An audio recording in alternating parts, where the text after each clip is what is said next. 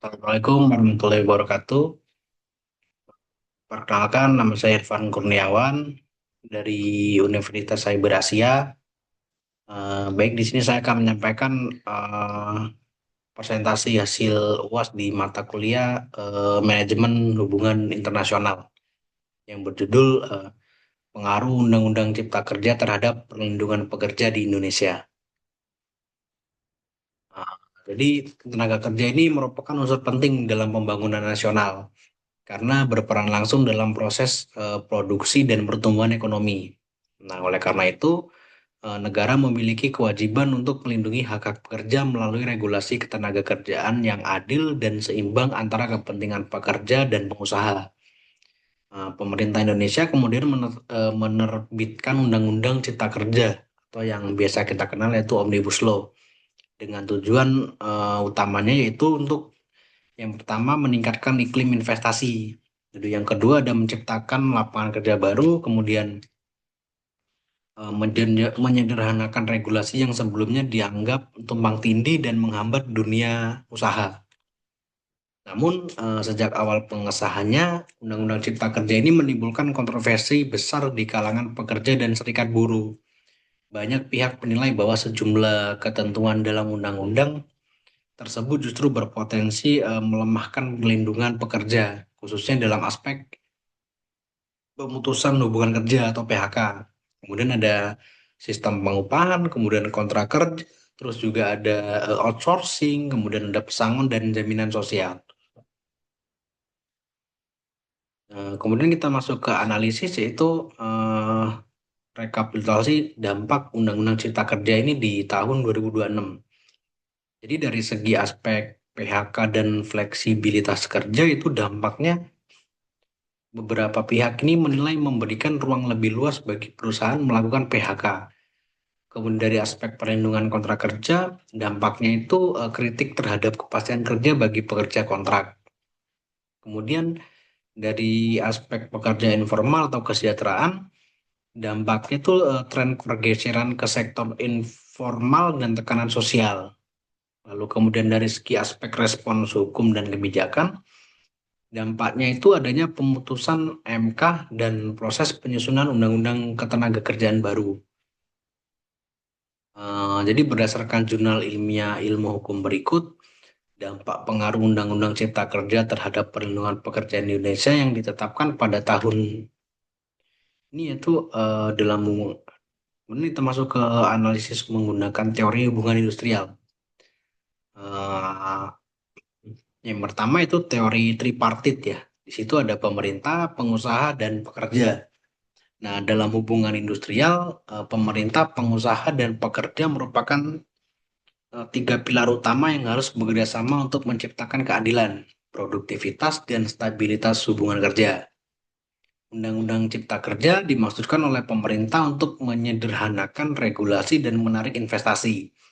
Nah, melalui harmonisasi aturan ketenagakerjaan, namun menurut jurnal, meskipun pemerintah ingin menciptakan kesejahteraan pekerja, implementasi beberapa pasal dalam Undang-Undang Cipta Kerja dianggap menimbulkan ketidakpastian bagi pekerja, terutama dalam konteks perlindungan hak dan hubungan kerja. Lalu kita masuk ke hubungan industrial dan Undang-Undang Cipta Kerja. Yang pertama yaitu ada pekerja dan serikat pekerja. Melihat beberapa ketentuan seperti PKWT, outsourcing, serta pesangon sebagai potensi melemahkan posisi tawar pekerja. Kemudian dari pengusaha yaitu menyambut Undang-Undang Cipta Kerja sebagai upaya untuk fleksibilitas tenaga kerja dan kemudahan investasi. Kemudian dari pemerintah berperan sebagai mediator dan regulator. Ia bertugas menjaga keseimbangan antara kepentingan buruh dan dunia usaha. Lalu teori hubungan industrial ini menekankan bahwa negosiasi antara ketiga aktor ini atau tripartit harus berlangsung secara adil dan partisipatif, bukan hanya memihak satu pihak. Dalam praktiknya, terjadi kritik bahwa negosiasi dan komunikasi belum optimal antara pihak pekerja dan pemerintah terkait substansi Undang-Undang Cipta Kerja itu sendiri. Kemudian kita masuk ke dampak dari isu hubungan industrial terhadap bisnis, pekerja, dan masyarakat. Yang pertama itu dampak terhadap bisnisnya. Undang-Undang Cipta Kerja memberikan fleksibilitas kerja dan kemudahan berusaha yang bisa meningkatkan investasi dan penciptaan lapangan kerja. Namun, perubahan aturan kontrak kerja ataupun outsourcing yang kurang terlindungi dapat menyebabkan turnover tinggi, kemudian kesenjangan keterampilan dan produktivitas tidak stabil jika pekerja merasa tidak nyaman. Kemudian dampak terhadap pekerjaannya sendiri yaitu perubahan beberapa ketentuan dianggap mengurangi rasa aman pekerja terutama terkait kestabilan PHK, kemudian jumlah pesangon dan perlindungan kontrak kerja.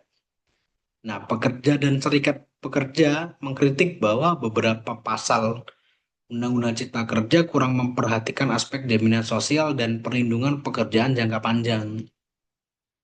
Kemudian dampak terhadap masyarakatnya sendiri yaitu jika hubungan industrial tidak harmonis, maka ancamannya bukan hanya sosial ekonomi pekerja, tetapi juga ketidakstabilan sosial, meningkatnya konflik industrial, serta meningkatnya ketimpangan antara pekerja formal dan non-formal. Masyarakat luas juga merasakan dampak ketika terjadi demonstrasi atau konflik besar akibat perubahan regulasi yang dirasakan tidak adil.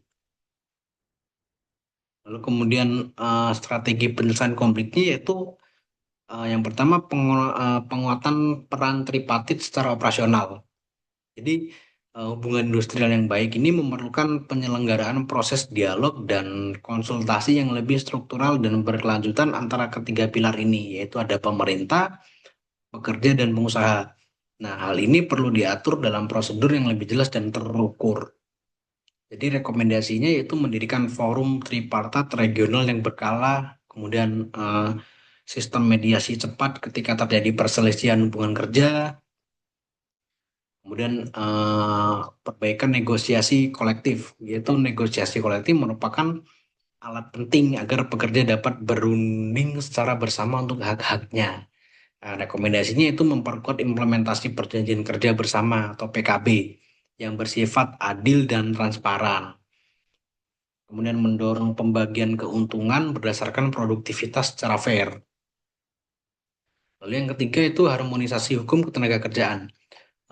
Undang-Undang Cipta Kerja perlu ditindaklanjuti dengan peraturan pelaksana yang bersifat clarifying atau menghapus ketidakpastian hukum dan melindungi hak dasar pekerja. Rekomendasinya itu penyusunan aturan turunan atau PP atau Permenaker untuk perlindungan minimum hak kerja. Revisi aspek yang dianggap merugikan dalam undang-undang yang membuat ketidakpastian hubungan kerja. Lalu yang keempat yaitu penguatan perlindungan sosial. Agar pekerja merasa aman secara ekonomi, maka jaminan sosial dan pesangon layak harus jelas diatur. Nah, rekomendasinya itu mekanisme kompensasi yang lebih adil saat PHK atau pemutusan kerja.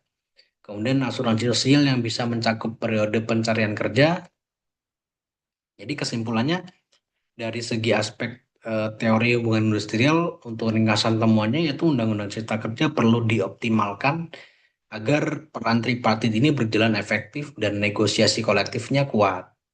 Kemudian dari aspek dampak terhadap bisnisnya sendiri yaitu ringkasan temuannya memberi fleksibilitas usaha tetapi bisa memunculkan ketidakpastian hubungan kerja. Nah, kemudian dari segi aspek dampak terhadap pekerja dan masyarakatnya itu ringkasan temuannya berpotensi melemahkan perlindungan pekerja jika tidak disertai aturan pelaksana yang kuat.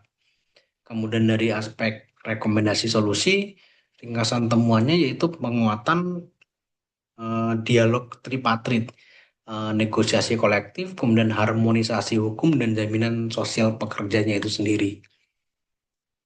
Kemudian kita masuk ke yang terakhir itu referensi dari ringkasan presentasi yang saya sampaikan di atas. Saya ambil dari beberapa referensi di bawah ini. Eh, Baik, saya rasa cukup. Lebih dan kurang saya mohon maaf, kepada Allah saya mohon ampun. Saya Ri, wassalamualaikum warahmatullahi wabarakatuh. Semoga bermanfaat. Terima kasih.